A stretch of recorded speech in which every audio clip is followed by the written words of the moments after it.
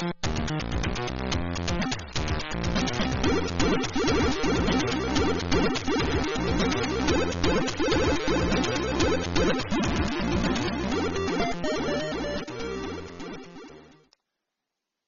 and welcome to episode 1 of the Two Old Gamers podcast.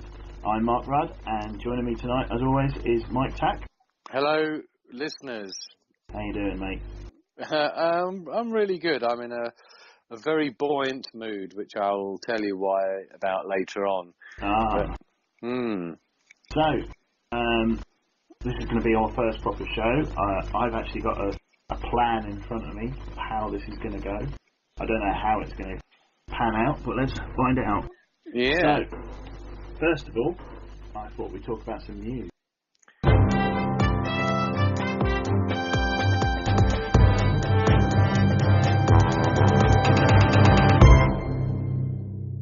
Right, so Mark, there's been a lot of news. There's been the Video Game Awards, which were sort of something to do with Spike TV, Jeff Keighley, and then there was the Game Awards had a few announcements and a few trailers and things, but then we had the big one, which is one of the reasons I'm so happy, is because of the Sony, what do they call it? Sony Experience? PlayStation Experience. Yeah. So, if you want to start us off. Yeah, so for those of you that don't know, the PlayStation Experience is essentially a fan convention this year's in San Francisco, and American PlayStation owners get to buy tickets and go along. Part of what they do there is they do a floor show like they would do at E3, and a Nintendo Direct as well. Well, yeah. Essentially, it is literally the E3 style production stage show for the audience. And last year they made some interesting announcements, so people did wonder what was going to happen this year, and they didn't disappoint, really. Oh, for me, it was, I actually got a text from you. I might as well get this off my chest now, is that, they said that Yakuza 5, which we've been waiting for 2 years, year and a half actually officially waiting, since they said at E3 they were going to localise it. And it's been delayed because of a few bugs to do with some of the translation things, text or something like that. It got delayed, and then we thought, well, they might be delaying it for this show. And they announced it's out actually today, which is Tuesday. Just so everyone knows, this podcast has been recorded on the 8th of December, 2015. And this is the day that officially, literally when you phoned me, I was actually playing my first bit of Yakuza 5, and I couldn't be happier. And not only that, they knocked the ball out of the park as far as I'm concerned. They announced that they're going to localise and bring a physical edition of the Yakuza 0 on PS4, which is where Kazuma, Kiryu and co are seen back in the 80s with all the John Travolta disco dancing and, typical Yakuza lunacy that then goes with it. So I'm absolutely on top of the moon at the moment. So, and this is the bit I didn't want to do. And this is the bit where I break your heart. Because don't bother even saying it's for North America only, because that's bullshit. Sega of Europe have said they're not confirming a European release yet. Yeah, well, that's because Sega haven't got a fucking clue, because they're not even involved in this. Sony are in the driving seat on this. This is a region free, so I think it's the usual thing. It's the usual thing with this is that they're probably going to see how Yakuza 5 does in Europe before they make a decision. But it doesn't affect you, really. Because it doesn't affect anybody, because it'll be on the store digitally for download, because if you're going to do it for the US, it's no big deal to bang it on there for the UK, is it? Well, you just buy it from the US store. Yeah, so that's easy enough to do. I think that because Yakuza 5 is acknowledged to be one of the most amazing ones in the series. It's got loads of mini games, as I mentioned before, including Sega Super Hang On, and Space Harrier and Virtua Fighter. Plus, I mean, this was 23 gigs to download this game. Yeah. This is chock full of content. I mean, that is not a normal size PS3 game by any stretch of the imagination. Oh no, I suppose, I've just got used to PlayStation 4 sizes. 23 gig for a PS3 game. That's absolutely massive. It is. Oh, you forget that so soon. To be quite honest with you, the fact that's why I actually bought. I sold my PS3 when I was getting my PS4, and then they made this announcement. I thought, shit, I need to get a PS3. So I bought a brand new one. You know, the cut-down slim version that's got the onboard memory.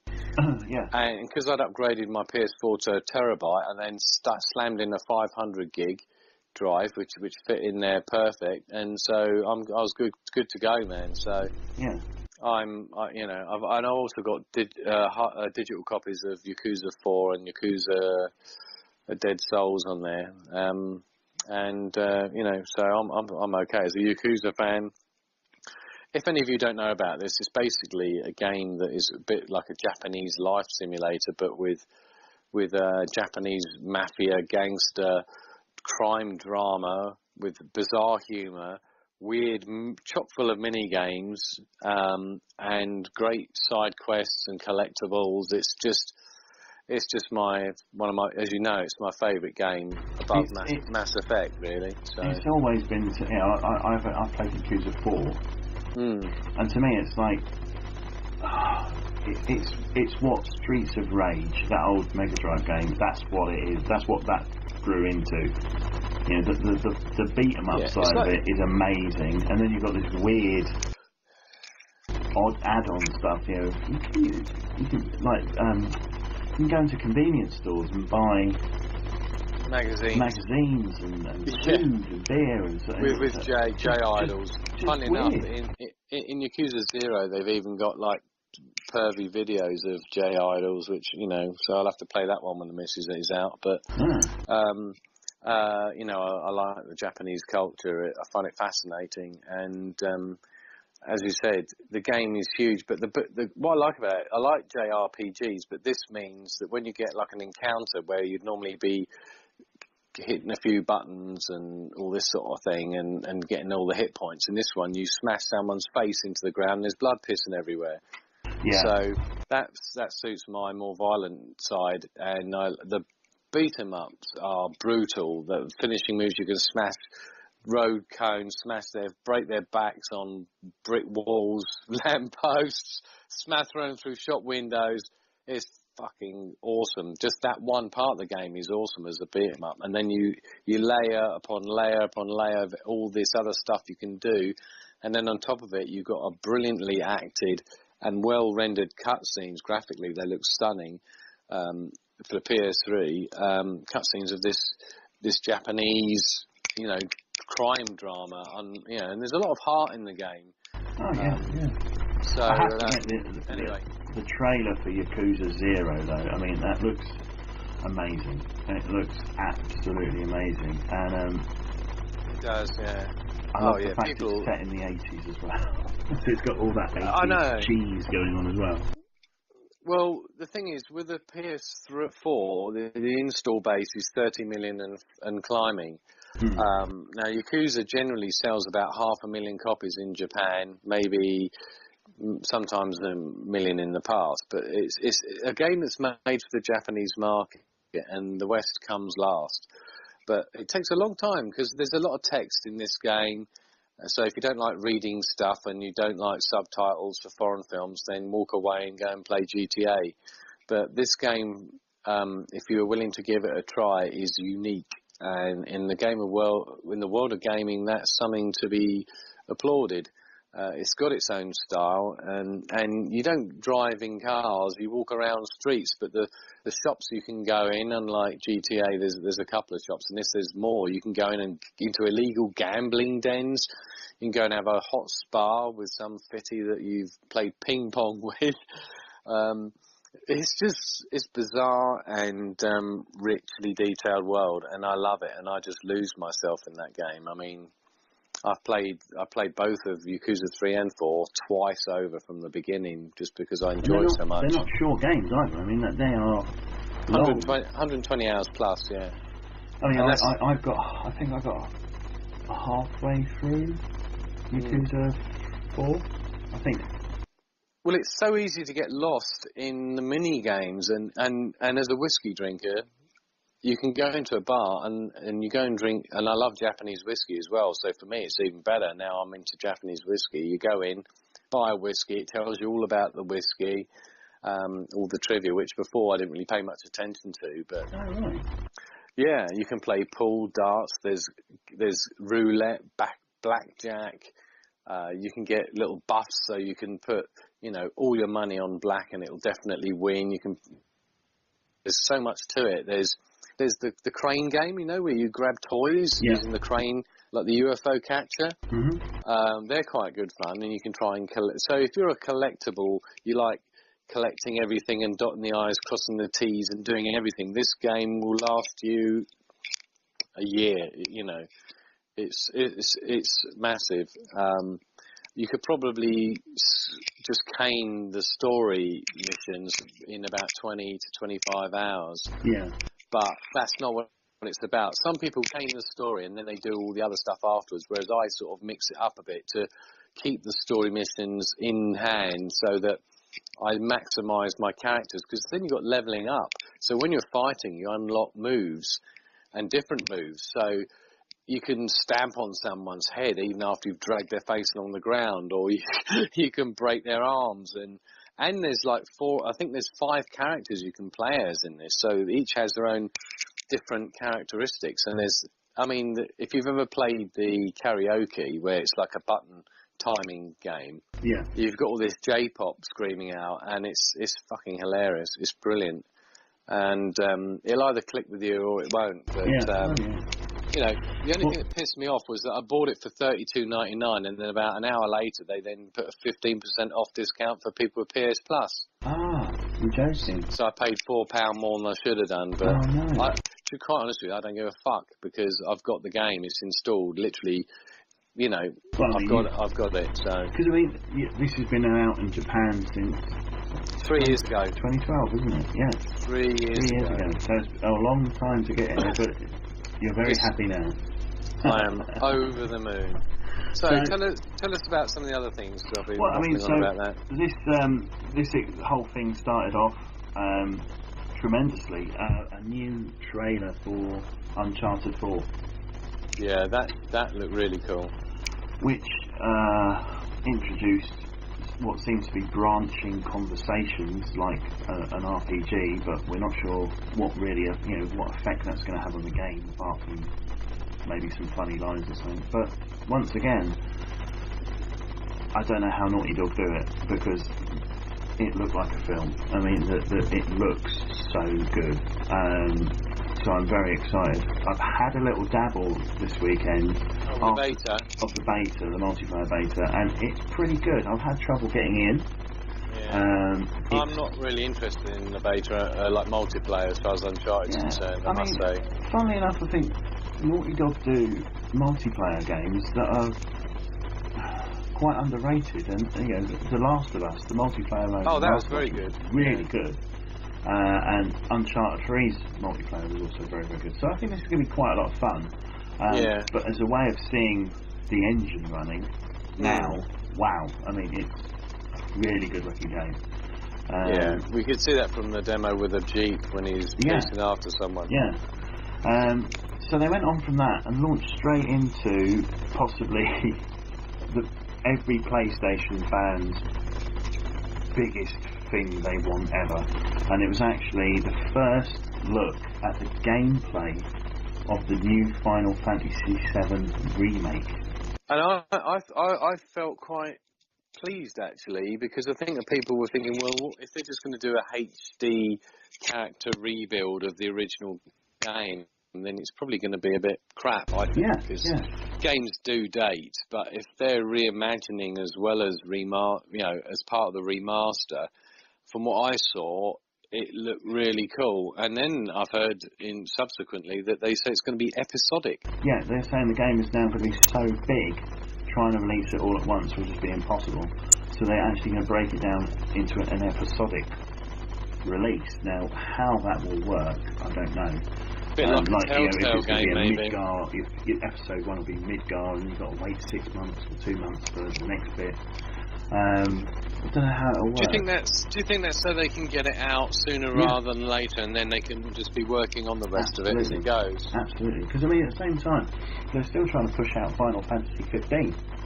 That's still got to come out the door. So they must be stretching themselves thin, and behind the scenes, is that the one with, Square don't is that have the one with that the kind driving? Yes. Final Fantasy, it's the one kind where of sort of on a boy road band driving guitar. or something. Yeah. So I've always been tempted just to buy that Final Fantasy Type 0 to get my access to the demo for Final Fantasy 15, but I've just never got around to it. I have dabbled with with some of those Final Fantasy games, and you and I both had number 7 on the PS1, didn't we? And that was brilliant. I really enjoyed that. I think it's really, really good. And then what they did straight after showing this trailer was something I think is really odd. Is the original Final Fantasy 7, but the PC version was slightly HD'd up. They released that on PSN straight away. I was like, well, you've just shown a fantastic trailer, and I can wait. Well, I can wait to play that. It all adds to the giving the players some, because it seems to be a trend in the last year. I think pioneered mainly by Sony, as they say, it's available now. It came out with a Fallout announcement, that it's not going to be in 2 years' time. It's like you can play the next Fallout in 3 months or whatever it was. Yeah. And I think people like that, because these days we hear so much about a game's development, and then it's put back, and it just pisses everyone off. It's like I saw what's the Ubisoft one, the District or the whatever it's called? Division. The Division, that's it. What's called the District? And I saw that trailer, and I'm like, I'm not so excited about it now, So that's a danger, I think, about showing things too soon. Although I have seen the recent Mass Effect Andromeda trailer, the one where this guy's flipping through this star chart, and that looks superb. Yeah, and I think that was just a way of getting some information out there on their end of day. But it does look good. I would like to see more of that early next year, hopefully. But right. So then, shall we move on to what I think they covered next, or what I've got next on my little list here? It's probably time for normal Destiny bashing session. Destiny exclusive PlayStation mode or something was announced. Sparrow Racing League. It's available for 3 weeks, and it allows you to race your Sparrows on tracks around Venus and Mars. Yeah, and then a few days later, they then say, "Oh, by the way, we're going to flog a load more shit to you for silver, real money, in the store." Yeah. So guess what? I'm just like, I've walked away from Destiny, and I've deleted it. I'm done. Yeah, I can't do it anymore. I don't know what it is, but I just.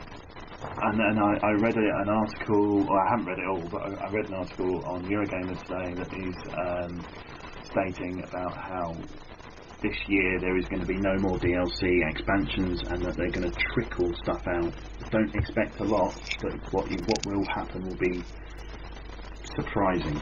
And I started thinking, well, I'm not that invested in it. No, because I'm not invested in the weekly reset where they just give you a different boss to fight in the same graphics in the same zone all the time. I mean, I freely admit I was really addicted to that game, and we'll get to what we've been playing lately, but it ain't Destiny. No. So no. I took that with a pinch of salt. So that's it. I'm not going to talk about Destiny anymore because I will be here for hours. Other things. I personally, I was really happy to see Tim Schafer come out on stage from Double Fine Studios. Day of the Tentacle Remastered is coming out on PS4 and Vita in March. next year. See, that's what we like. We like short deadlines, don't we? No, short deadlines. Absolutely That's brilliant. great. I love that game so much, and I can't wait to play it again.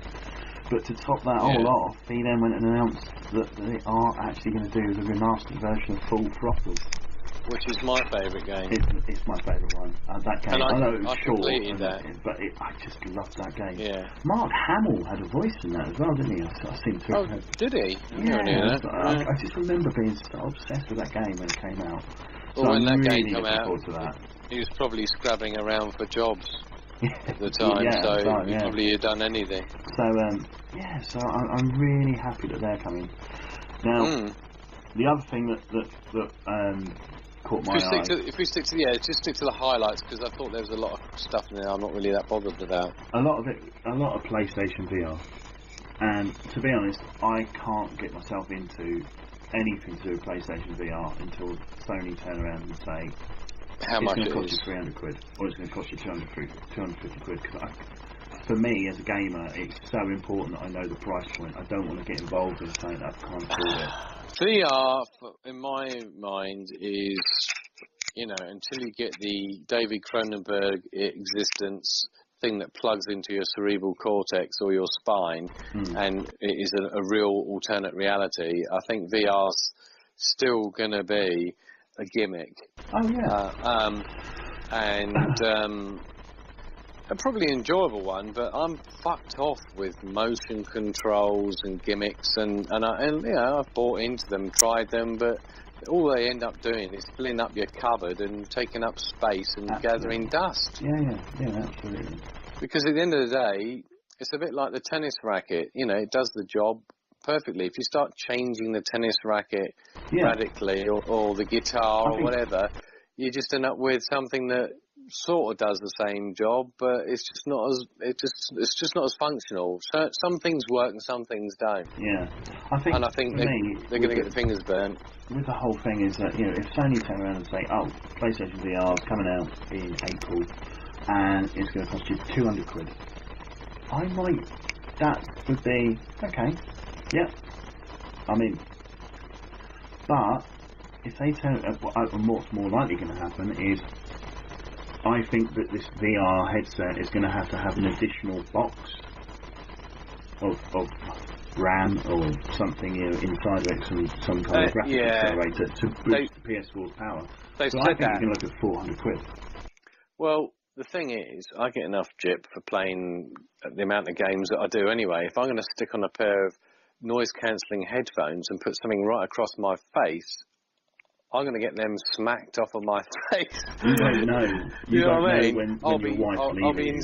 I'll be in some virtual reality thing, and then the shock might kill me if that's removed with such a violence.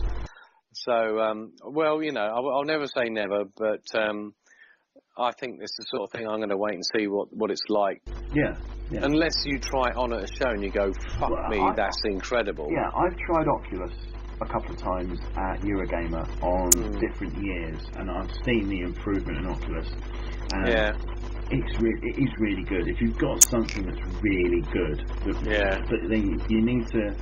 It's like when 3D was brought out for the cinema again. Everybody started putting 3D on films that didn't really need it, and that's kind of what will probably happen with VR. Is people are going to make VR games that shouldn't be VR games. Were you there when I tried the 3D version of Doom? Doing the modern version.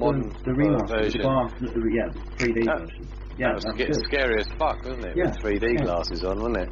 I think I've had to go on to like Surgeon Simulator and things like that in VR with motion controllers, and that was very sort of still in a homebrew stage. It was using Wiimotes and things.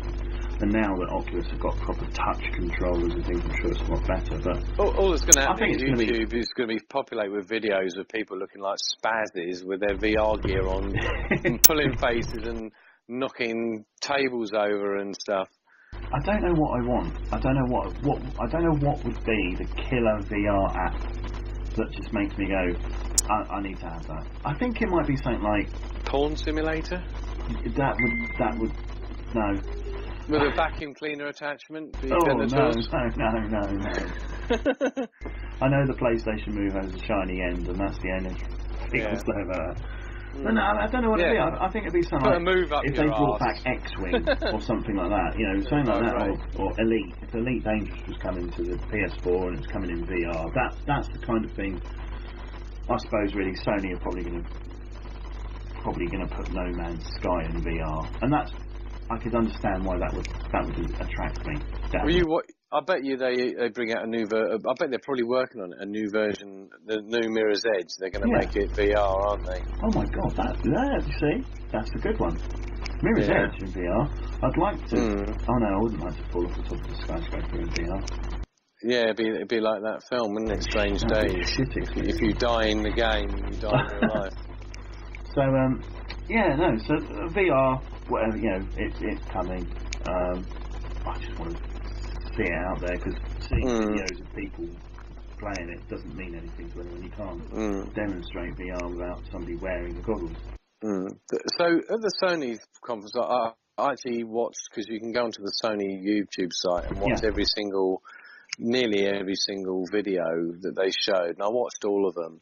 And there's some bizarre stuff like VR giant robot golf. 100-foot robot golf. Yeah, great movie title, but I'm like, yeah, okay, Have you seen that Ubisoft are doing basically how can we reuse the engine and mapping Assassin's Creed Unity? They do the eagle one. Let's make an eagle fly. Oh, fucking hell. In VR, amazing. So that just looks like a demo. That looks like. Well, that'd be good for 10 minutes, as far as I'm concerned. If I want to fly, I'm going to go to Luton Airport and jump on a plane. Did you see that there was something called Job Simulator? Fucking hell! How boring can that be? That looked fun for 5 minutes. That's the kind of thing that That's the kind of thing that VR is to me at the moment. It's these tiny little weird little demos, experiences, and they're great for 10 minutes, but that's it. Maybe I can wear a GoPro and record my own boring version of Work Simulator and just have it with me all week, and then record 40 hours of complete monotony and then sell it. How about that? I wouldn't buy that. I don't think I'd buy that. I think you might have to keep that to yourself. Anything else of note that you saw? Because I thought the one they ended with, the Tomorrow Children, I thought looked pants. Oh, the Tomorrow Children. Oh no, didn't interest me whatsoever. Paragon, which I couldn't have seen a more sort of like blah trailer for a generic action game. I just didn't understand why that had to have the last slot. It was just weird. Well, all I was really thinking weird. is, how, if you've got all these games, when the fuck are you going to get the time to play them? What with this open world fest that we've got at the moment? I mean, I've got Fallout 4 and I've still got that's a 300-hour fucking game, isn't it? Yeah. At least. Yeah. And then I've got DLC out as well. So but I think all in all, it was a good little thing. The thing I was pleased about was there seemed to be an awful lot of mention of the Vita, which is great because I still love my Vita. And mine needs charging up. Bastion was mentioned. Is that a good game? It's out for £3. I bought that straight away. I've been waiting for the Vita version of that. Bastion's brilliant. What's that all about? So it's an isometric action RPG. The little niche of it is that the guy that you're controlling, as you walk around, the world is building around you. It's like a floating world, and it kind of builds up from nowhere. Alright. But there's a narrator, and the narrator is actually narrating on the things you are doing. So like you walk into a room and there's an enemy there, and it'll say, and suddenly a group of slimes appeared, and the boy fought them, and then he fell off the edge and died. And it's quite a cool game. Not on the top of my list of things to play, but for £3, and it's cloud saved as well, so you can do it play it on the PS4, and it's a great game, really good game. Yeah, if it works well on the Vita, then I can understand its inclusion. Yeah. Anything else that you can think of? Not really. I mean, there was. No, but I thought it was entertaining, and I mean, as far as I'm concerned, as I said before, it's the Yakuza announcements were top draw for me, and the fact they're going to bring Zero to PS4, it means that hopefully the longevity of the series in the West, because there's no doubt it's going to continue in the East, but if we can get more people on board in this country and America and all the people on the PS4s, if they, once they get sick of all the same old, in quotes, AAA things that come out that are pretty soulless, most of them, then it gives them something interesting to, something wacky, a bit different, I think that's just the way my tastes are gone. So, any other news other than those two events? Do we want to touch on what was voted the game of the games of the year? I mean, there's a couple I noticed in the Game Awards. Was that the best multiplayer game went to Splatoon, which is a Wii U game. Yeah, and the shooters that it was up against. I mean, it was up against Destiny and Black Ops, and it's Battlefront, and it's taken down all the big boys. I've got it installed, and I did actually load it up to start, and I did a bit of tutorial, and it looked really good fun, but that's as far as I've taken it. Yeah. So I will have to get into it maybe over Christmas or something. I think the big news from the Game Awards was Game of the Year, Witcher 3. No surprise there. No. Developer of the Year was CD Projekt. Developers of Witcher, that kind of goes hand in hand. I think the biggest story I heard out of it was the fact that Metal Gear Solid 5 won Best Action Game and Best Soundtrack or something like that. Oh, did it? Oh, that's good. And Hideo Kojima was banned from attending the awards by Konami, and it's like, oh no, this is a bad, they obviously they have fallen out in a big way, and Konami has just. Didn't Keeper Sutherland pick up the award on his behalf? The award on his behalf because he wasn't allowed to attend. And it's really weird because out of Japan at the moment they're saying, oh, Hideo Kojima had a leaving party, and here's the photos of the leaving party, and so all this, and Konami are saying, oh no, he's not left, he's just having an extended holiday. Yeah, they didn't show the heavies that were behind him about to strong arm him out of his office and kick him onto the street then. Yeah, but, I mean, I don't understand it. It's like, it's been well documented that they're kind of falling out over the last few months, and now all of a sudden, oh no, he's not left, he's just on holiday. Oh right, okay. But who knows with Konami these days? Well, they're crazy. Well, he'll be able to open his mouth in January, from what I've heard. Oh yes, yeah. Not being able to work for anyone and all the rest of it. I'm sure there's stuff behind the scenes going on. If any publisher with any fucking sense, it wouldn't surprise me if Sony employ him to be a special first-party developer. Well, somebody needs to. I don't know. What do you do? He could write his own check anyway, because MGS4, 5 has been a massive success. I'm sure that whatever Hideo Kojima does next, it won't be a video game. What's he going to start singing and become a pop star or something? Yeah, he's a J-pop idol. Yeah, right. No, he's. I reckon he'll be a film. I reckon he'll go into film. Yeah, probably good thing for him to do. Maybe he should do the Metal Gear Solid movie. Yeah. And have Konami pay for it. Yeah, absolutely. I think that's obviously what's gonna. I would hope happen. Because he's said for years that he wants to do films, and essentially Metal Gear's series is kind of him trying to make films. I think that Konami, if they got any brains, they're going to license out that Fox engine as quickly as they can, because it's a really good engine. Yeah. I really like the way it presents the graphics. It's got a bit of a PS2-y sheen to it. I don't know what it is. There's just something about it. I like it. Yeah. The way it's very fluid, and it's a great engine.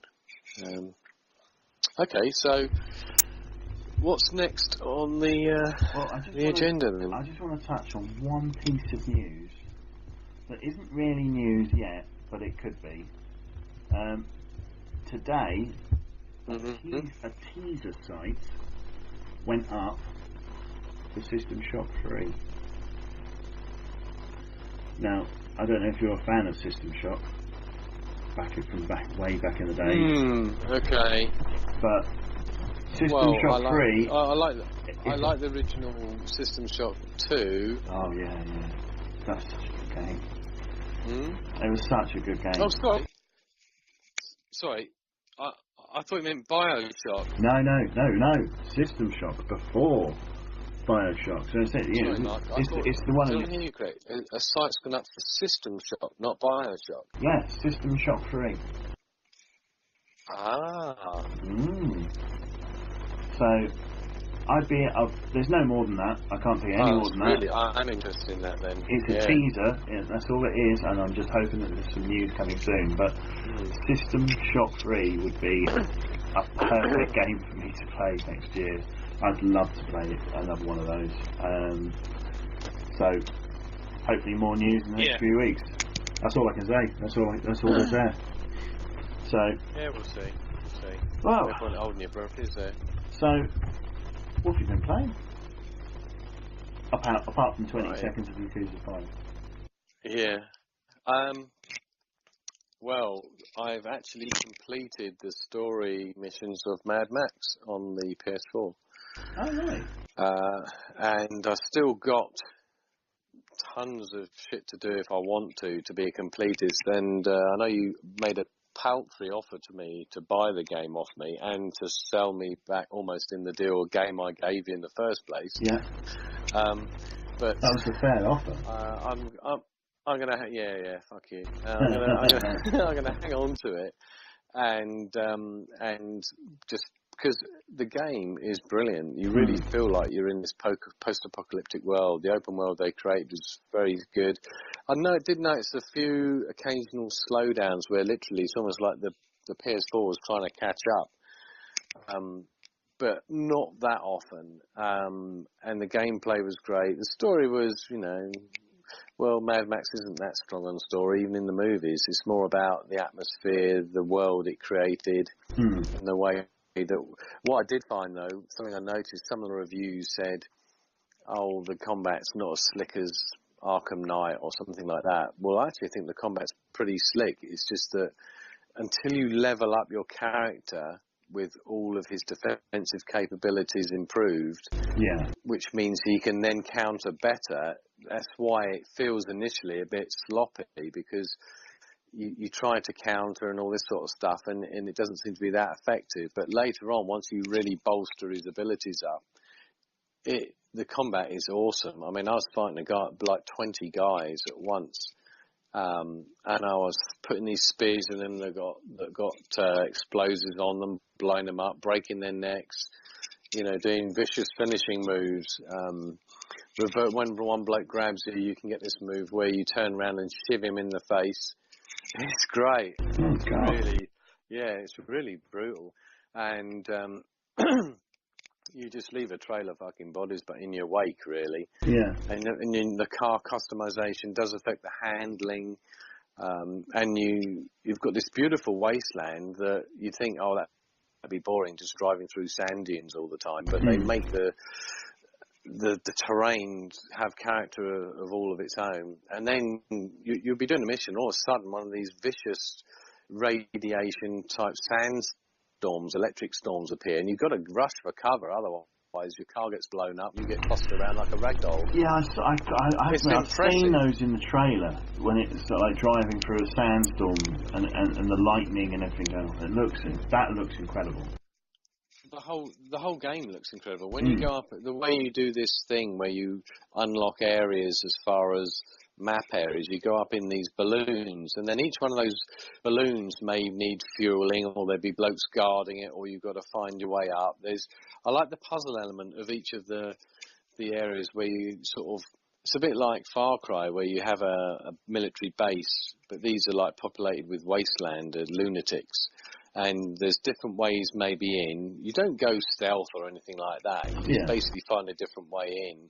And then it gives you a little menu that tells you how many collectibles you found so far. So that way, you know, if you've got one piece of scrap that you need to find, you can either choose to keep hunting for it and get that 100% completion on each of the zones, or you can go back at a later date. And they're craftily hidden as well. So level design, character design, the voice acting is very, very good. It's top notch. And, you know, if we're talking about, you know, Game of the Year contenders, I think that, you know, I've had a lot of fun with that game. It's been brilliant. Absolutely brilliant. Is it one of those games that is kind of taking you by surprise? Well, everyone said, what are you buying Mad Max for? It's coming out at the same time as MGS5. And I was like, well, actually, from what I've seen of it, it looks really interesting. There's something about it that I thought looked really interesting. And I'm pleased to say it's not disappointed in any way. I mean, it gets a little bit overwhelming when you start seeing how big the map is and how much you've unlocked. But I utilised a lot of fast travel. I played it basically Saturday and Sunday this weekend. I mean, I put a lot of hours in, probably about 20 hours into it. That's after playing it for a lot already, you know. So I mean, what's the car combat like? Is it? Do you end up putting guns on the cars, or is it just literally ramming? Or what you do, your car, you can upgrade it so that you can have more metal on it, better battering rams, better things. I mean, my one, I put spikes on it, so if anyone tries to jump on the car, they get impaled, which is brilliant. And then you can fit flamers on it, so you can shoot flames out and set cars on fire from the side. But you've got this bloke called Chumbucket, who's a mechanic sitting in the back of the car, and you've got a harpoon that launches out and attaches itself to objects, and you can then reverse the car or drive away and pull these structures down. But that has to be leveled up so you can get bigger and bigger structures. I mean, I used to go outside a camp and see some blokes running towards me and get the bloke to fire the harpoon, and just it would stick in some bloke and then throw him around like a rag doll. And, you know, it's a great way of taking out bodies. And then you can get these ones with like bombs on them. They're like harpoons with bombs, and you throw them and it blows up cars and people and objects and everything. So I mean, literally just like out of the Fury Road film.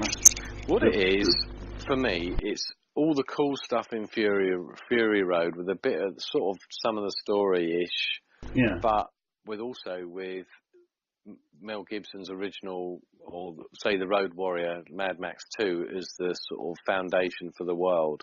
Right, okay.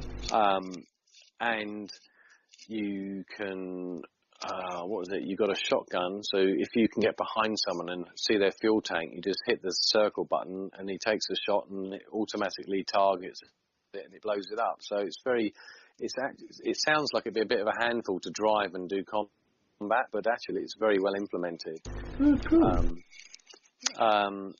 And as I said, the hand-to-hand combat is brutal as anything, and you basically, what I found the best thing to do was, if you had a big group of people and you weren't that powered up, is to, if they come running towards you, you see it flash a triangle button, so you meant to do that to get a parry. So I would sometimes just dodge away and smash someone's face in who's a little bit on the outside of the group, and gradually work my way in. Yeah. But there's lots of different types of enemies. There's some brilliant levels where you go into real dark, dank underground sections, and you take the car in, and the noise, the sound effects of the V6 and the V8 engines are brilliant. When you hear the cars sound right, it looks right, it feels right. They've captured the Mad Max world perfectly. So, brilliant. I do want to get it. It's on my list of things to get, and I'm just holding off if to you be like honest, Christmas sales or Far Cry games, or all those sorts of games where you sort of get a map and you get lots of little icons and you've got things to go and do and to tick off the things, or you can move it through the main story and things like that. Then it's for you. It's just brilliant. It's brilliant. It's got such a great mix of car combat, on foot exploration, and graphics were really good. I mean, as I said, a little bit of slowdown. I mean, these guys have done Just Cause, which I think I've heard has had a little bit of slowdown as well. Yeah. So that's what I've been playing. Plus Zelda Wind Waker HD on the Wii U. I've also played last night Rayman Legends on the Wii U, which is fantastic. It's got loads of touchscreen implementation. And also I've been playing Super Mario 3D Worlds. I've been doing a lot of Wii U stuff last week, and then I decided to focus on Mad Max because I hadn't touched the PS4 for a while.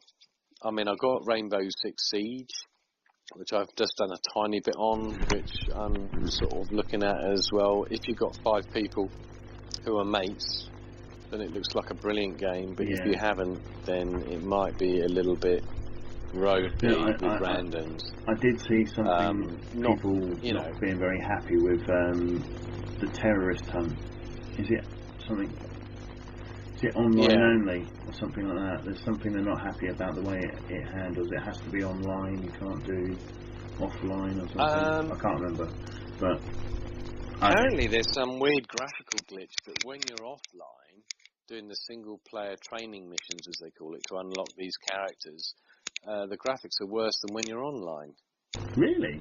Yeah, that's bizarre, isn't it? That sounds like that's just Ubisoft not optimising their engines. Sounds like Ubisoft.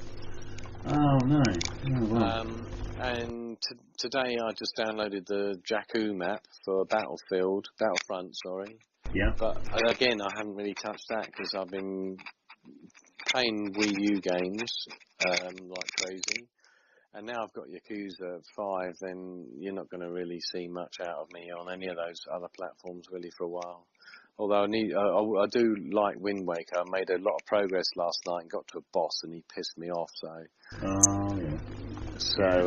But that game is phenomenal, Wind Waker. What a great game, So it's made me think I need to play Wind Waker again. It is a great game. Yeah, and talking of the Wii U, they've released a game called Xenoblade Chronicles X, which is an open world game that looks fabulous. It's a JRPG, but it's a bit like a Fallout 4 in terms of scope. So it's something which I've got, but I probably really won't be able to. I need to dedicate some time to it so I can fully get.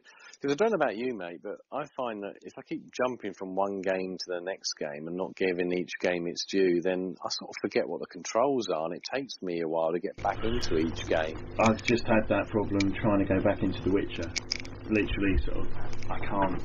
It's taken me a while to remember how to play the bloody game. Yeah. And you're almost thinking, well, do I have to start again? Because if I have to start The Witcher 3 again, I don't think I could do it. I'm like 30 hours into it. I don't think I've got it in me to start it all over again. But it's clicked now. I'm kind of back in. This is the thing that I often think about is that if you got a game like, okay, I want to try a bit of this, and you normally jump in when you got a bit of time, an hour or two, and by the time you spent those couple of hours, you may have made hardly any progress. You just about learned the fucking controls, and then it's tea time, or you've got to go and do some chores or something, and that's going to turn you off and stick it on the trading pile as soon as anything. Now, just interesting enough, trading. This is what I did. I traded in Until Dawn, which was brilliant. But I'm never going to play that again. I got rid of Black Ops 3 because I thought I'm not going to fucking play that. I tried a bit of the single player. I thought it was ropey. The multiplayer is not for me. Even Zombies, my brother was hardly on playing it, so I thought, I can't be bothered. So I traded that in while it's worth a lot of money. And I also traded in something else. Destiny. No, as you pointed out, it's worth fuck all. Yeah. I traded in something else, and I can't remember what it is for the life of me.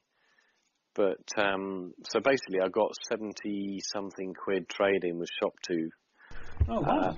Yeah, and then what I did, I bought my brother's Christmas present, which is going to be the Battlefront from it. And then the rest of the money... Let's hope your brother doesn't listen to this. Yeah, he won't. But he knows he's getting it anyway. That's right. And then the rest of it, I bought a 40 quid PSN voucher for £37.50. of the credit. So I spent all my money, and I think I bought Shovel Knight on the Wii U as well. It cost me £10 or something. Yeah. Which is another great game. So that then meant that when Yakuza came out today, I had the credit to just go, boss, thank you very much. Oh, nice. So it hasn't technically cost me anything. I've just traded. Obviously, those games cost some money, but I've done a bit of trading in, and that's why I like physical over digital, because at least, even if you get something for it with digital, you can't do anything with it. A lot of people don't like trading. A lot of people say it's killing the industry and blah blah blah. But it's not killing anything. For me, as a father of two kids under 10, for the last 8 or 9 years, I've had to live that's how I've funded my gaming, is by being able to trade in. Because I feel that I need to. My habit is expensive, and to minimise the cost of that as much as possible. So. Yeah, I do try to trade in as much as I can. They say, they're not making their money. Well, you can't tell when the people that make Call of Duty aren't making some money. As far as I'm concerned, they've had their money out of that copy. And, they could say, well, someone else isn't buying it. Oh, well, tough shit. I need to play other games. And if you brought out a game which I thought was going to be of a certain standard that isn't, then fuck you. I'm trading it in. Yeah. It's my choice, not yours. So, have you been playing anything else?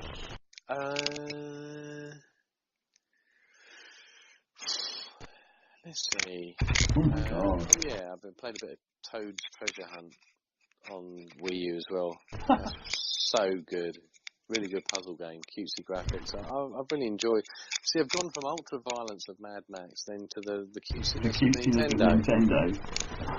And now I'm going to go to the ultra zany wackiness of Yakuza. So that's what I like, a bit of variety. Whereas if I was just playing Destiny all the fucking time, I'd just be saying to myself, oh god, I wish someone's on so I can do this quest or do this raid and do this other shit. And spend some money on some more emotes, Destiny's had their money's worth out of me as well. Yeah, no, I think it's had its money out of me as well. If they're going to, in a year's time, bring out a new version... Yeah. Well, I think... With totally new planets and new alien races and all the rest of it, then yeah... We said this last time, that, when Destiny 2 comes out, and it comes out and it's all new graphics and new planets, and of course we'll probably buy back into it. It's not that I've not enjoyed my time with Destiny, it's just that my time with it at the moment has kind of run out. There's other things to do. But I don't know how they'll do that. I don't know how Destiny 2 will happen. How about you then? What have you been playing? Have you had much time? It's been a bit hectic here. The run up to Christmas means that we've got lots to do.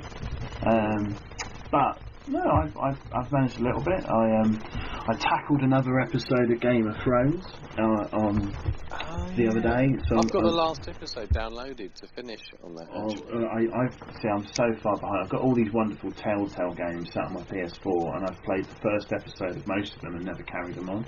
Oh yeah. So I've played episode 2 of Game of Thrones. I'm really enjoying that. I mean, I tell you what, that game, you never know what the right thing to say is, do you? Especially in Game of Thrones.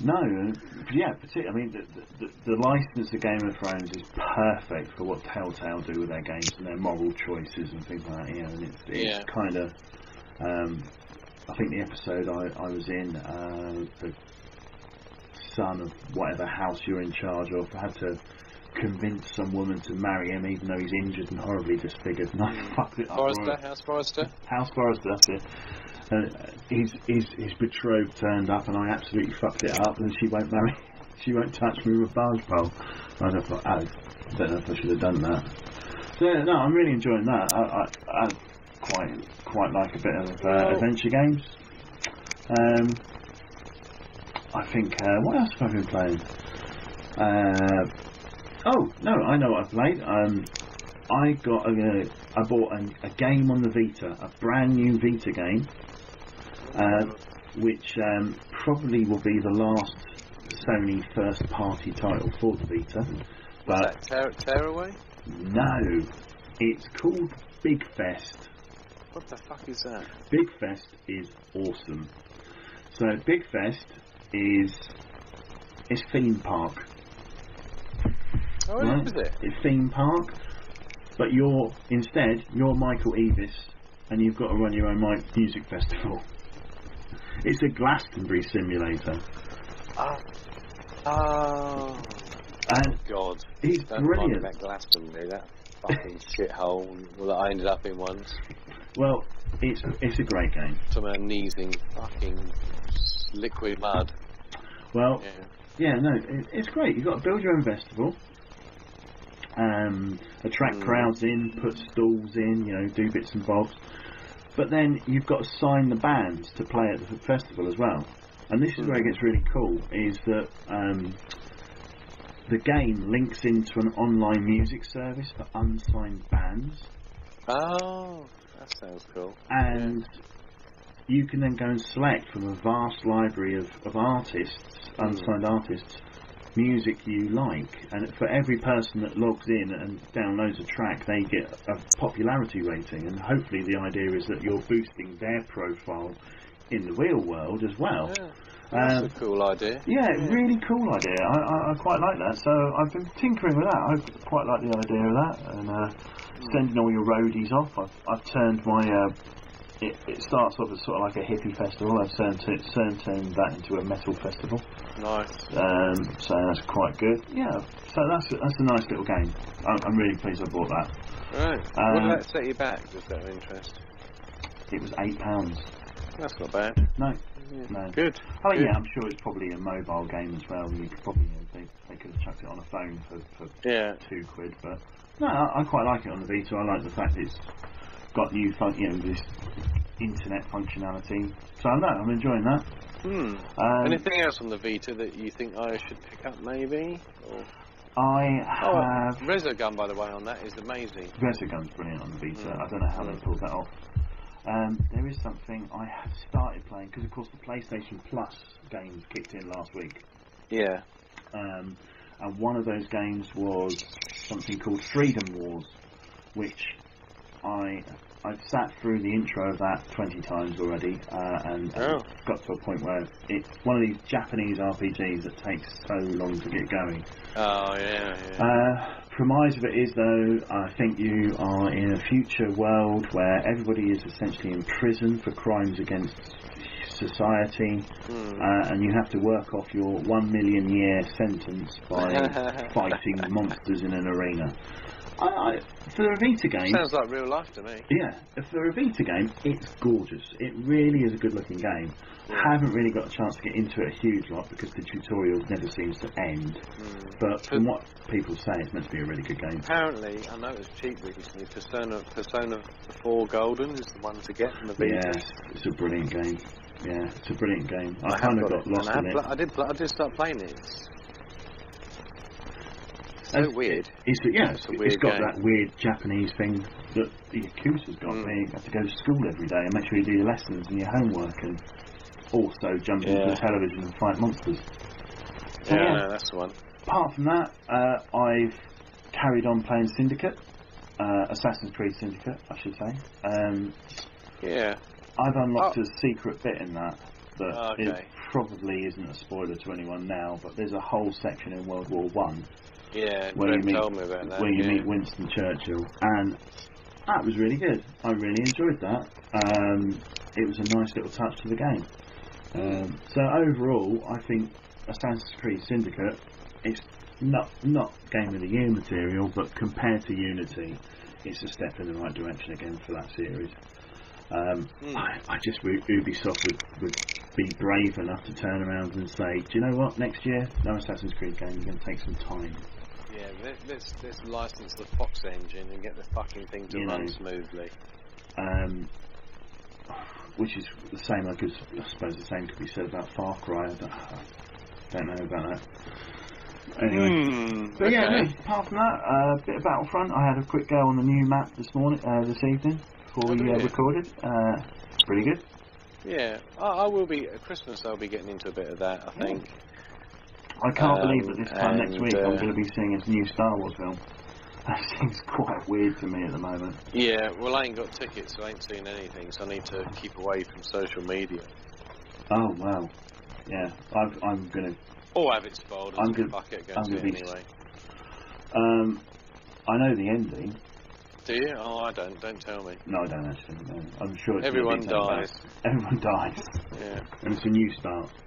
Apart from that, I've not really had a chance to play much more. I bought Bastion on the Vita, and I've had a quick dabble on that, and that seems good. But yeah, I'm trying to get through some of the pile.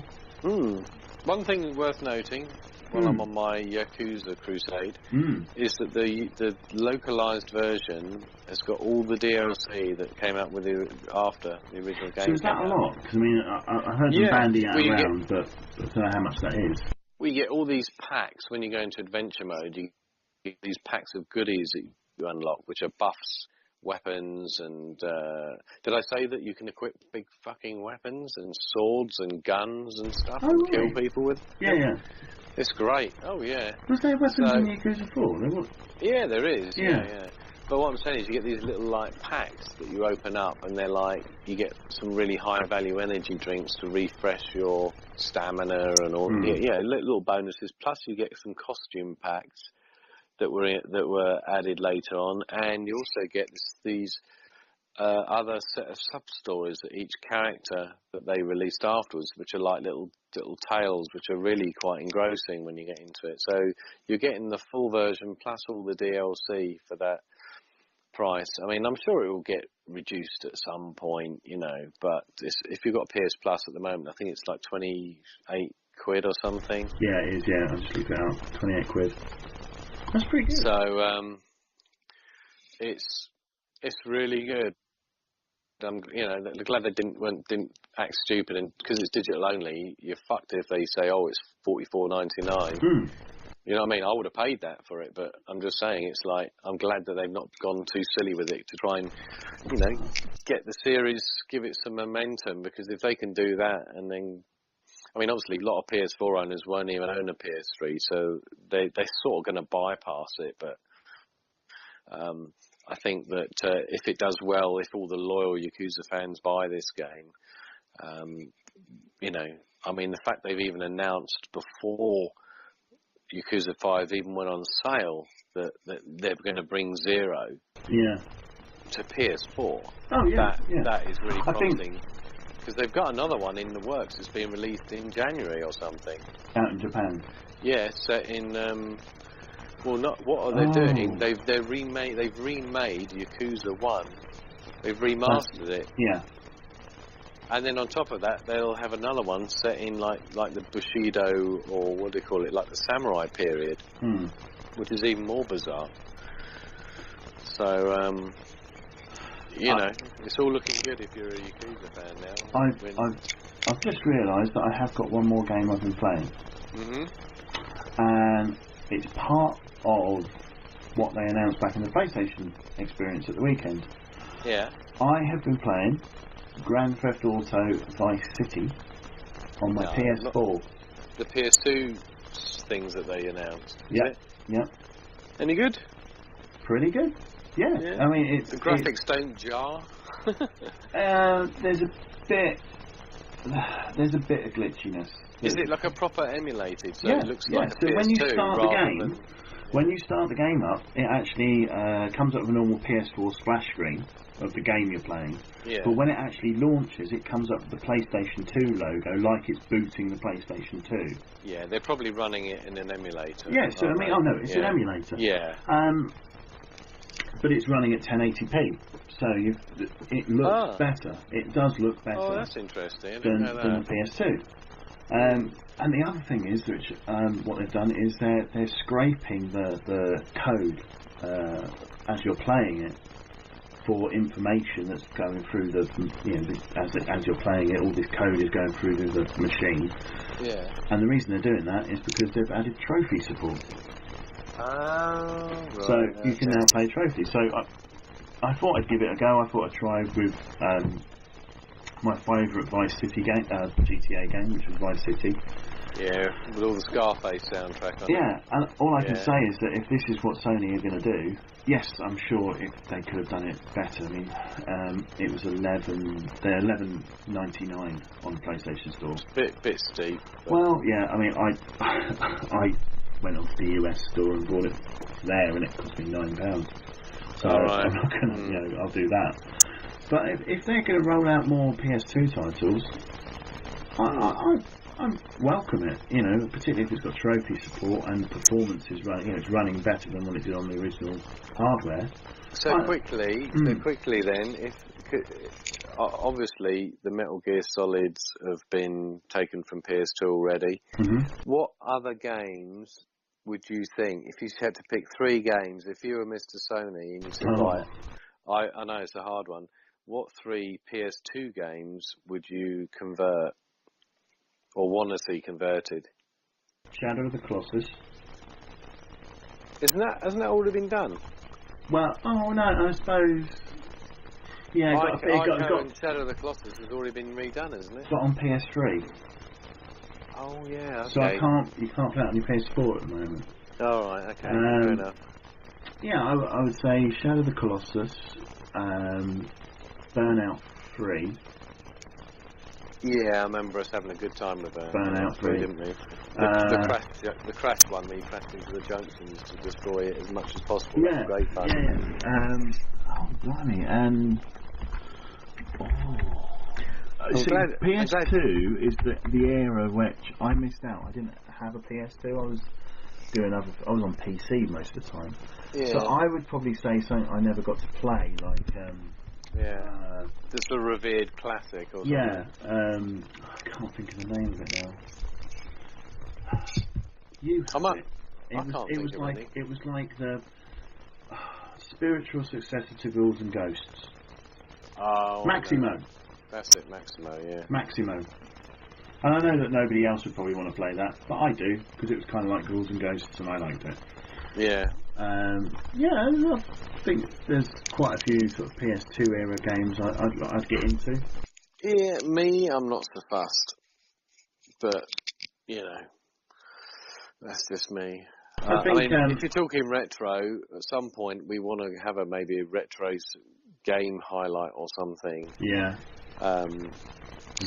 Get Trev involved in that. He's your resident retro. I think maybe we get him to come on and do a section, call it a retro corner, and every week he can discuss with us a particular game that we've chosen. Or if anyone wants to email us, I'm sure at the end of the podcast you can give an email address out or contact. Then I can't yet because I haven't set it up. Okay. Well, I'm so organised. I forgot to set it up. At some point we can set that up so we can actually get someone to say if you want to give us your suggestions, and maybe we can put it on a vote on a Facebook page or something. Yeah, no, absolutely. And then we'll get him to do a feature on it. So I've got one more thing in our little show notes here. Yeah.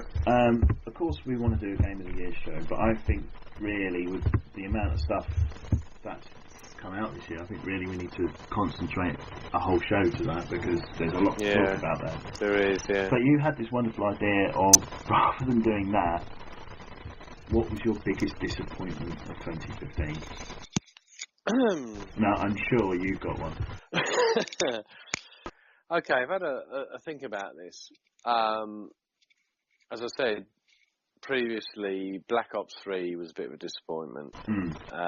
And I sort of get lulled into, or, they do such a good at promoting it and making it look exciting, and then I actually played the beta and I did quite well, but then I went on and had about 5 online games and got my arse handed to me, and I thought, oh, fuck off.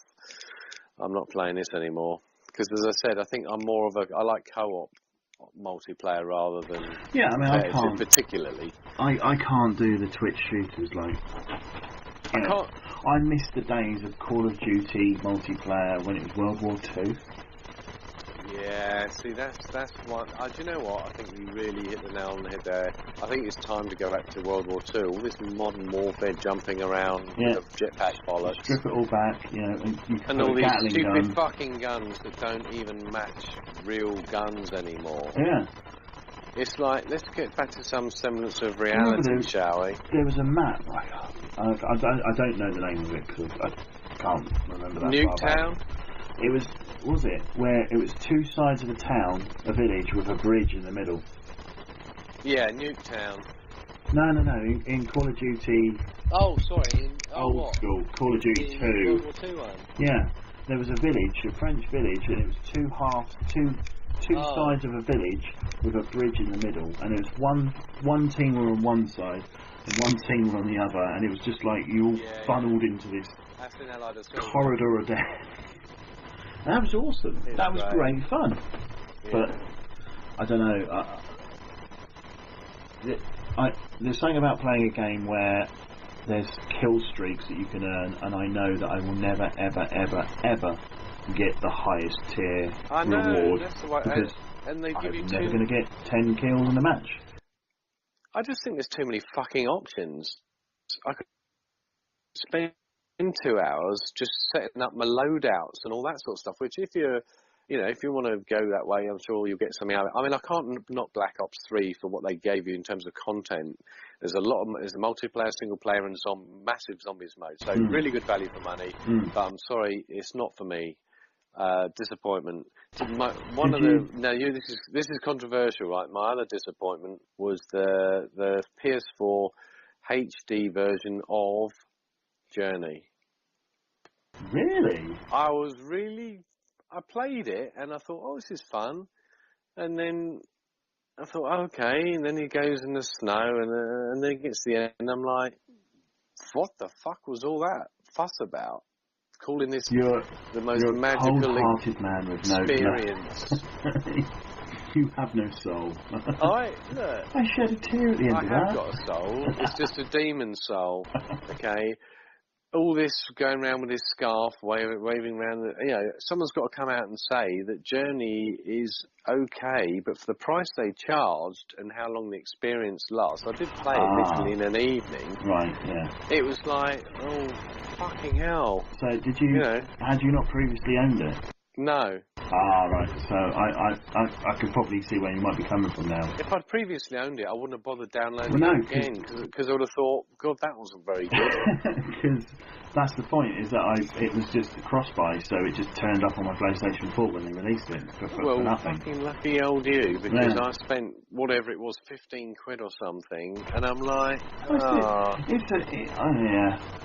It's a nice experience. For me, I find that a nice experience that is something you can sit down and in 2 hours you can play a little co-op game with somebody with minimal interaction with them, and 2 hours. It says co-op. 2 hours later. I didn't see any co-op. You didn't see any co-op? No, that's the whole point of the game. Is there? Yeah, you at some point. I did it on my own. There's someone who did it occasionally, but I didn't know who the fuck that was. Yeah, but that's the guy you're meant to play with. Computer AI or what? No, that'll be somebody that you're teamed up with to beat the level together. Yeah, you play it together. Oh, I didn't know that. But you can't talk to them. Didn't hang around long. Well. Kept fucking dying. So. You left him behind. I actually left him behind to die in the snow. So go on then, what's your next disappointment? Death. My other disappointment, believe it or not, this is going to be another controversial one, is the Batman game. Ooh. Because I got pissed off with the car being a tank thing. No. Right. What was it called? The Batman game. Arkham Knight. The game. Arkham Knight, yeah. I think I'm all Batmaned out, really, because I really enjoyed the first one, and then I've got the next one where you got all the city, and that was really good and gothic and excellent. But I did like the bit where you could jump into the car and stuff and drive around. But when it got to these stupid fucking robotic tanks, hide and seek bullshit, going around back streets trying to, and they would like lock in on you, and after the first couple of games I thought, yeah, that's all right, but then they just reused it, and I'm like, fuck off. As somebody who's going to be talking, in our next show about Batman Arkham Knight being one of his games of the year, I have to admit that you're absolutely right. in the fact that Thank you. the Batmobile segment Thank you. That spoiled it for detracted me. That was my from the experience. I really do think it did. did. I did find that once they changed the control method for the Batmobile, that helped a hell of a lot. Rather than having to hold down a trigger to be in tank mode and let go to not be in tank mode, I think I had it toggled to see on or off. And that I got to the bit where I got over the bridges and all this sort of stuff, and I was making some headway. I played it for a lot, and then I had like 15 fucking tanks to take out in a small, and they kept having to hide. And I just thought, this is just bullshit. It's just as well you never got to the end of the game then. Good goddamn reason. Well, if that's all it was at the end, then there was a section near the end of the game where they just literally throw 50 tanks at you. Well, that to me is bullshit. Yeah. That is bullshit. Yeah. Just because you got the fucking car. You didn't see Batman in the films fucking around with millions and millions of tanks every 5 fucking seconds he drives around the streets. No. So I just think they fucked it for me. Rocksteady. Great graphics, and I really enjoyed it, and I was really getting into it, and then all this tank stuff just got on my tits. I turned it off in disgust. So there you go. There's my disappointments. And they've been pretty fucking major disappointment. Okay. More disappointments. More disappointments. Okay. Rainbow Six Siege. From what I've seen of it, the graphics look shit. That's a big disappointment. Ubi have fucked me up the arse again. And the other thing is, and Assassin's Creed looks good. I will get to that. The other disappointment, which to be fair, I can't really judge it as a disappointment yet. But Battlefront, despite what you say, is still fucking too light. They should have put a single player game on top. And they're just fucking us over by making it multiplayer only. In my opinion, they should have put a single player, because some people like single player experiences, and with the graphics the way they are, and the beautiful graphics they put in, and all the sound effects and everything, it wouldn't have taken much for someone to have knocked together a very brief sort of campaign where you get to fly, a bit like it's almost like they just tagged in all of the tutorial missions and just laid them out and put a little few cutscenes in and stuff. It would have been job done, but no, they couldn't be fucking arsed. They just thought they'd spend all the money on maps, and probably the best maps and the best characters and the best guns that you got to pay another fucking 40 quid for down the line. Sorry. Oh, God. That's not going to stop me playing the game, but it's going to be, it's like, and the other disappointment is the rapage of Activision with Destiny, the taken arse. Basically, they're going to take you up the arse with Destiny, and they got their fucking... If it wasn't enough that they were charging people 40 quid for basically, like you pointed out, the original fucking disc with just a DLC code in it. Yeah. They're doing all this other stuff with emotes, and, oh no, we're not going to do anything that's going to level you up. Oh, great. So, we're just going to rape you even more. And the other thing is, the Taken King, I thought about this the other day, the actual Dreadnought, well, the only reason it seems so fucking big is because you're on foot all the bastard time. You haven't got a sparrow to shoot around there. It's not actually that big, really, is it? You're absolutely right. It's just because you're on foot. Yeah.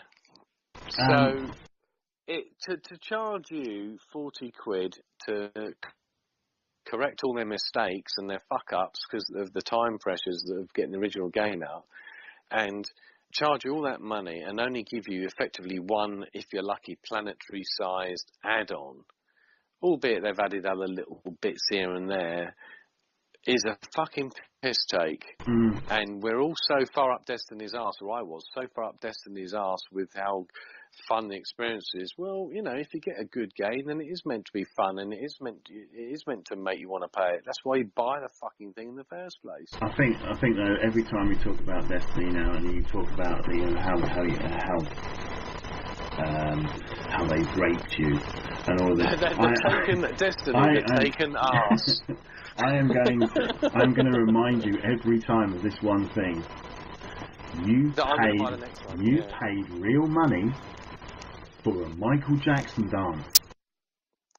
Which I now can't use. Which you now can't use because you're not playing it. So you show me on the dolly where the game hurts you. It's alright. If it came out on Ubisoft, they'd probably say, well, for an extra 50 quid, you can have that same fucking Michael Jackson dance in the next game called The Division, which I'm sure that by the time that hits the fucking shelves will look low, down, I think you'll find graphics.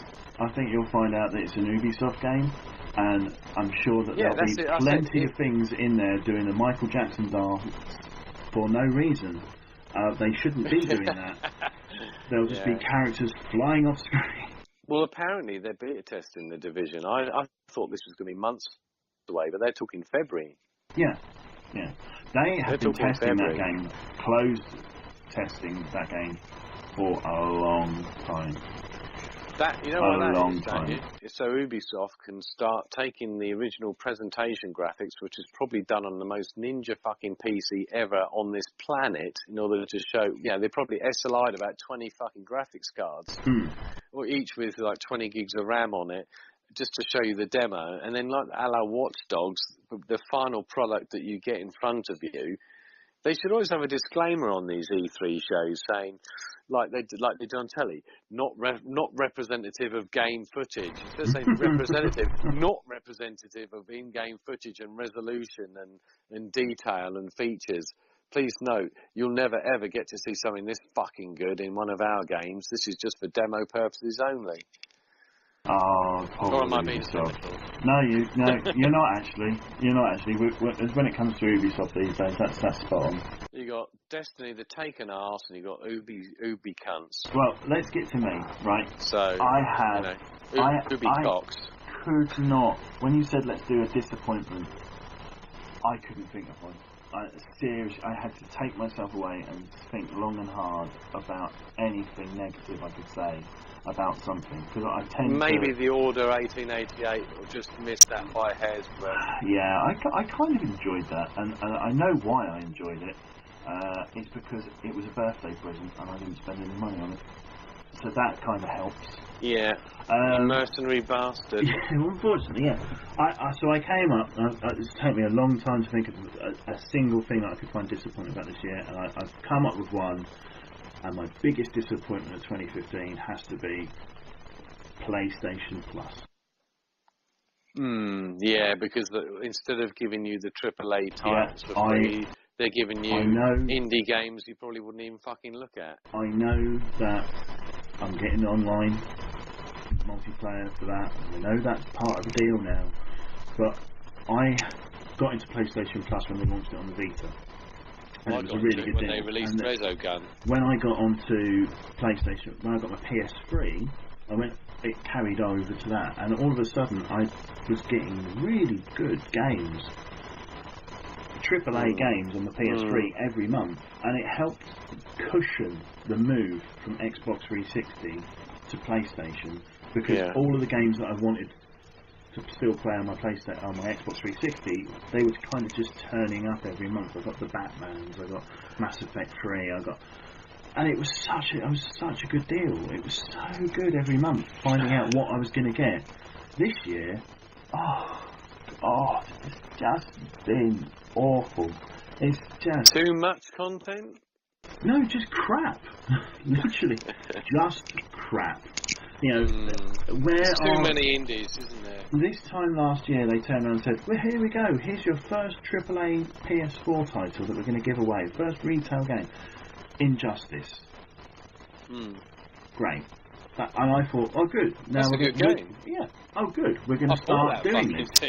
We're going to start doing this now. We're going to start giving away proper games like we did in the PS3 days. And it's not happened, has it? And this month, you get more PS3 at the moment these days, actually.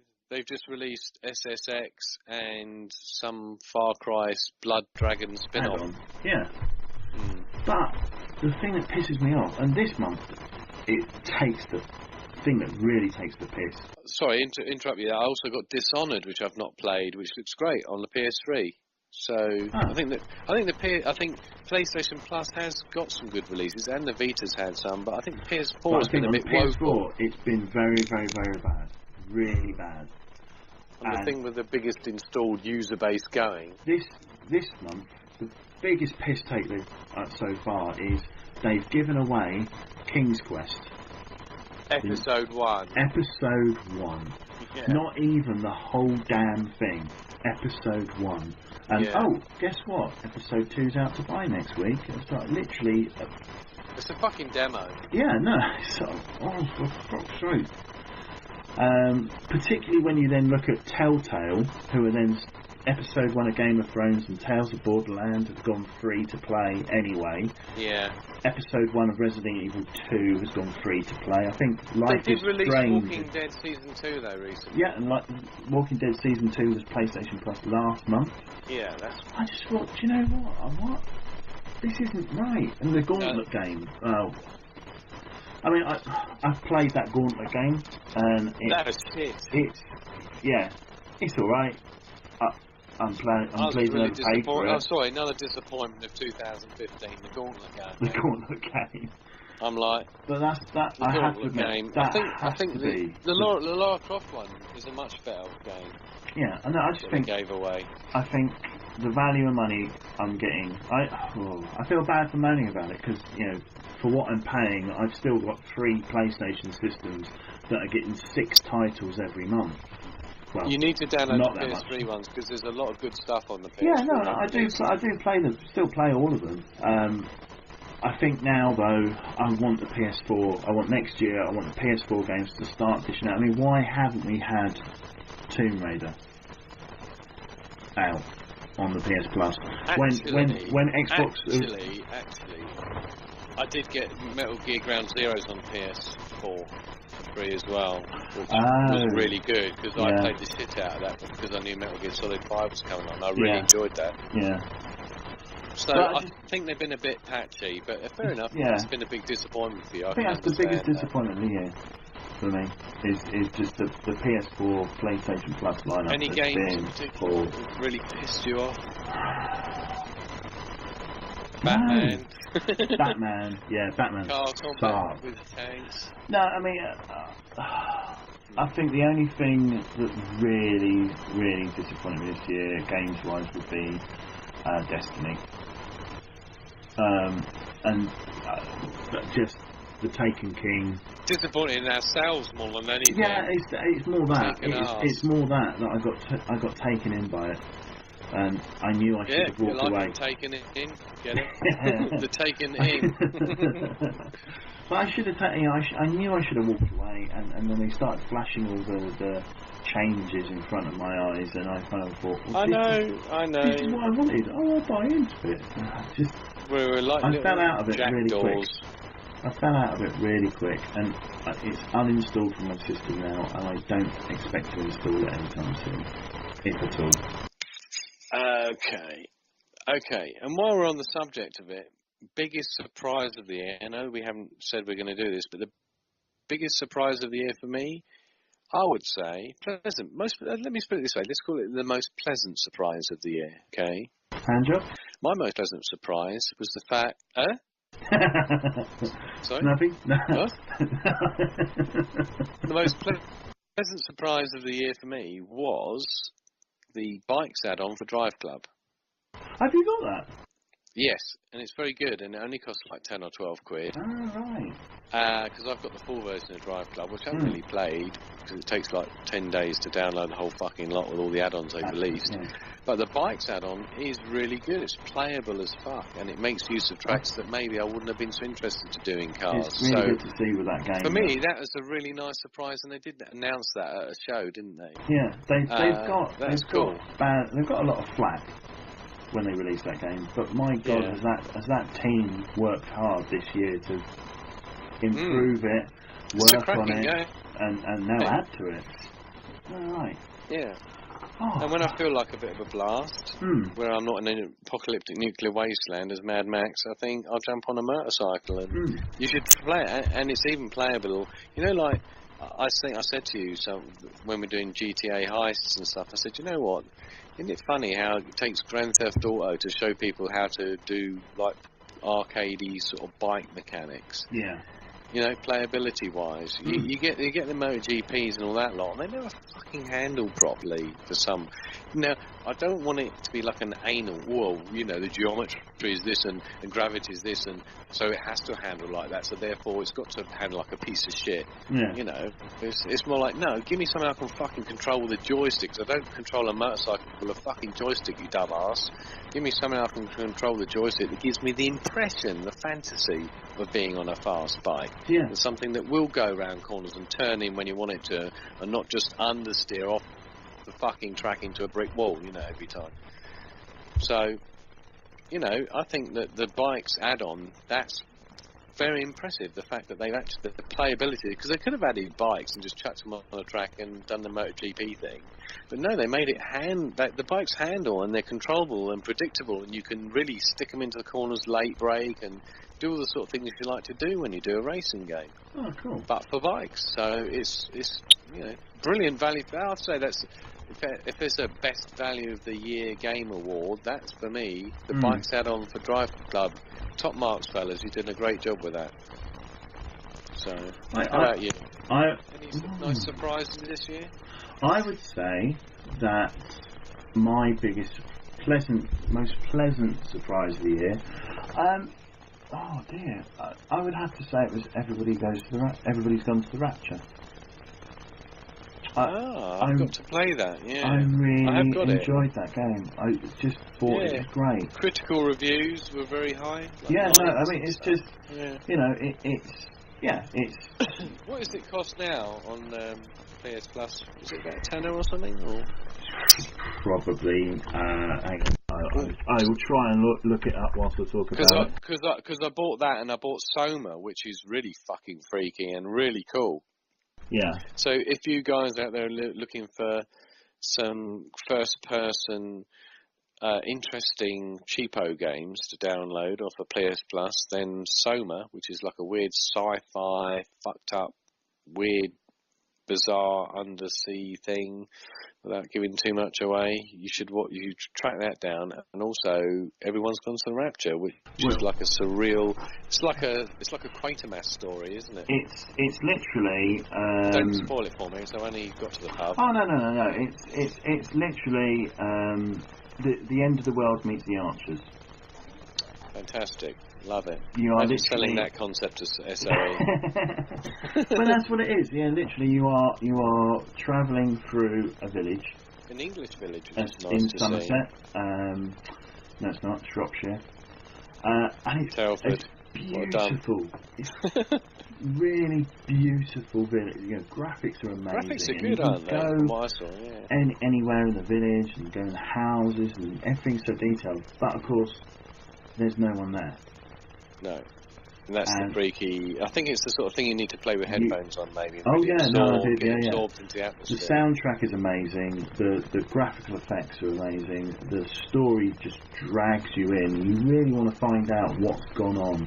There's something weird going on. I don't want to say too much. If you like a good story, that's definitely right. And as I said, the Soma one was highly rated as well by people that played it. But so I would say that was probably one of my most pleasant surprises this year. Good. I think my biggest surprise would have to be not sucking at playing Bloodborne. Well, we've only got your word for that. Of course. I got far. I got pretty far for me. Dark Souls, I don't get past normally one boss. I did 4 bosses. Well, before I gave up. I haven't played Bloodborne. Oh, you wouldn't like it. No, probably not. I'll stick to my my weird Japanese fetish stuff. Fetish games. Yeah. Absolutely. Any day of the week, mate. So. Oh dear. So, is that it, or? I think for us. We done for our first proper episode. Have you got anything else you want to talk about? Presumably, this is the last one. Is it? Are we going to do one more before Christmas? Or maybe over Christmas we could do. Yeah, I was thinking maybe we start over Christmas. We'll meet up and talk about Game of the Year and have a look at everything. No. In summing up, all I would like to say is that I'm really pleased I bought a Wii U, even though it's probably dead in the water and probably in 6 months' time or whenever E3 is, they're going to announce the new NX, whatever the hell that is. But all I can say is if you've got a couple of £100 or £300 burning a hole in your pocket, go and get a Wii U because it's really good fun. The Nintendo game's great. If you've got kids, it's perfect. But I've loved it, and now I've got 3 consoles, 4 including my Vita, really. And check out Yakuza if I haven't sold it to you enough. It's definitely an adult's game because there's some pretty pervy stuff in it. But there's, as we all know, men are pervs, so you'll enjoy it. And be prepared to sit through a bit of text and enjoy a really big soap opera crime drama with vicious fighting and some amazing fun side quests like playing old arcade games in the Sega arcade, which I've yet to experience, Mark, because we've been doing this podcast. Right, so we need to wrap this up so that you can go and play your new game. Yes, please. Yes, please. I need to get a cup of tea as well. Right. Okay, yes, well, please, sir. Don't beat me again, sir. So, just so everyone knows, you can catch up with everything we're up to on our website, which is www.twooldgamers.co.uk. Can they email, say, info@twooldgamers.co.uk? Not yet. Oh, come on, Mark. It'd be a couple of button clicks. No, I know. No. I've just not got around to it. There will be. You're an IT professional. I know, but I had to do stuff like work. But, so we've got the website, and we've got a Facebook page as well, Two Old Gamers. Yeah, we've got a Facebook page. Well, surely you can send a private message on Facebook, can't you? Yeah. Or, of course, or, if you want to, you can find us on iTunes and leave us a lovely review, which would always be nice. We've got a couple of reviews already. Have we? Yeah. Have you gone logged on as 2 different people and done the same review? No. I think you might have though. Yeah, I have. Yeah, I've done one. Yeah. You did one, and we've also got a review by Smell My Beard, who said we're off to a great start. Apparently, that's interesting. We're a great duo, really funny and know their stuff. So you'll be funny and I know my stuff. Pissed off more like. Oh, yeah. No, the Victor Meldrew of modern gaming. He might not mean funny, haha. Yeah, funny, weird. Yeah. So we've got a website, we've got Facebook, Twitter. But no one uses that anymore.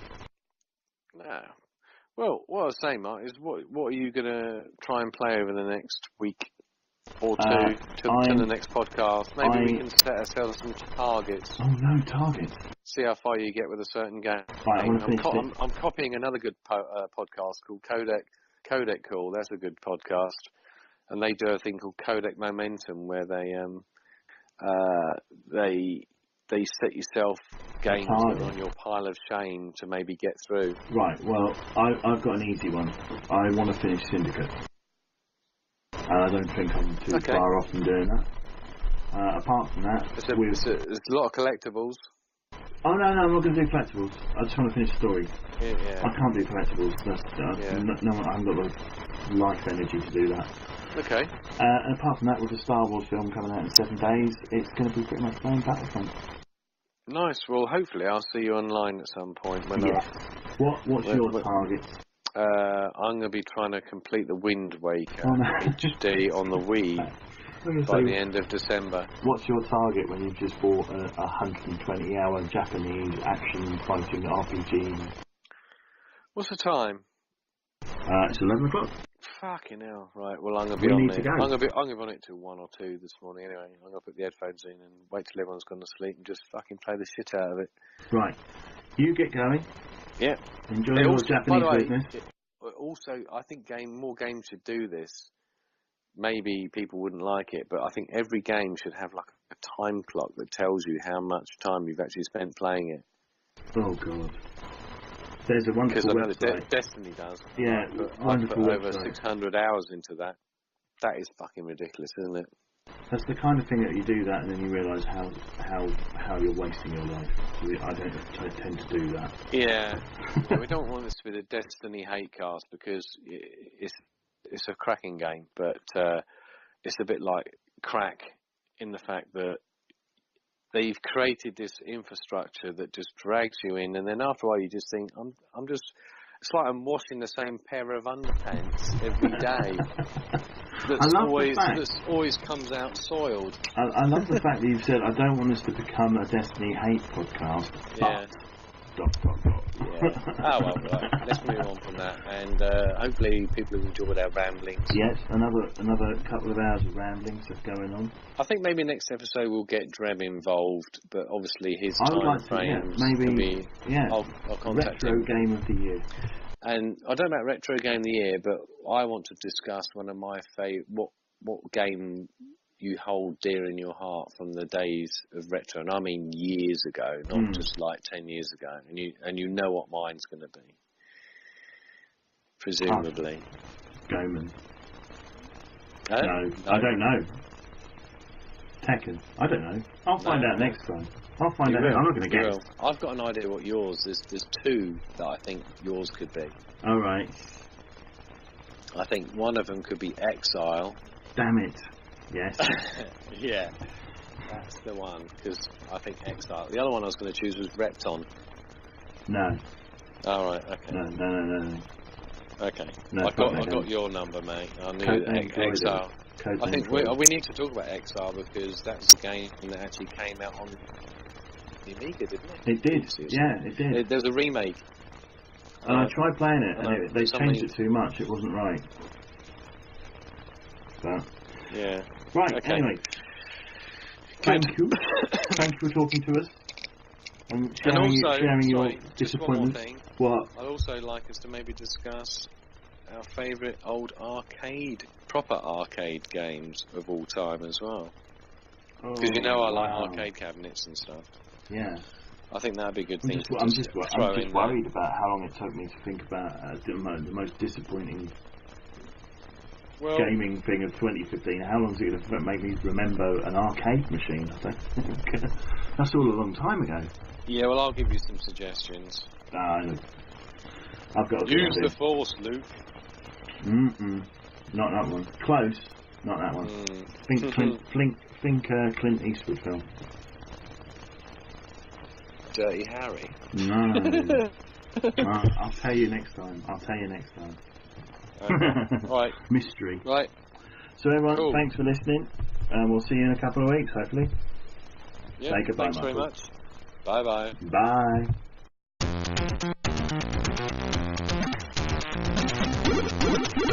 Bye.